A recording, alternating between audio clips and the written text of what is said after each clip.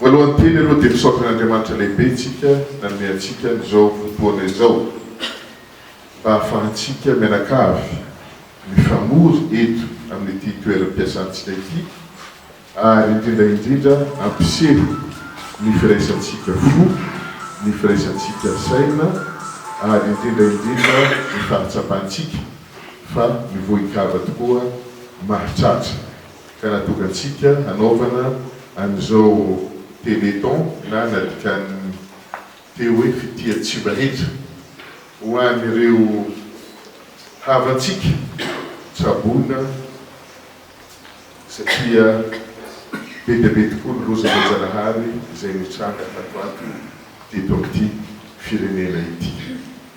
Ka eo anatrehan'izany misaotranareo tonga marobe. Misaotra satria izany dia mampiseho mandrakariva fa itsika amin'ny premiera-pirenena dia olom-pirenena ihany koa ary indrindra olony fo ary mandala mandrakariva izany atao hoe fihavanana izany. Ka ny zavatra mahavoan'ny hafa dia mahavoa antsika ihany koa izay mahavoan'ny fe, mahavoan'ny rantso ozy ny voalazan'le fanday fitenenina teo aloha. Misy moa nefa nanatanteraka an'izao fitiatsiba rehetra zao amin'ny endriny maro samihafa. Misy nefa nanatanteraka miaraka tamin'ny gouvernemanta tamin'ny Andry mandeha ery teto Antananarivo. Misy ny efa nanao ihany koa tany amin'ny faritra samihafa manerana ny nosy ary misy ihany koa ny efa nanao an'izany nanatitra izay tsy ramby ny tanana any amin'ny toerana samihafa.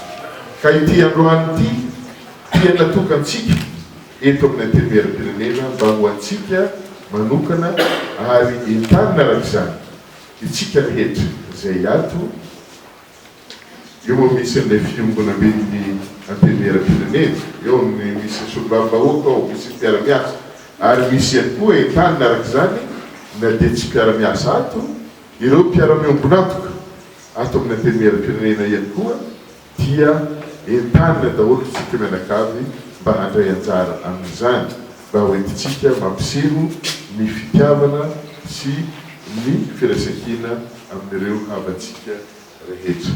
Koa izy ity moa dia nataontsika mandritra ny androany tontolo rahampitso.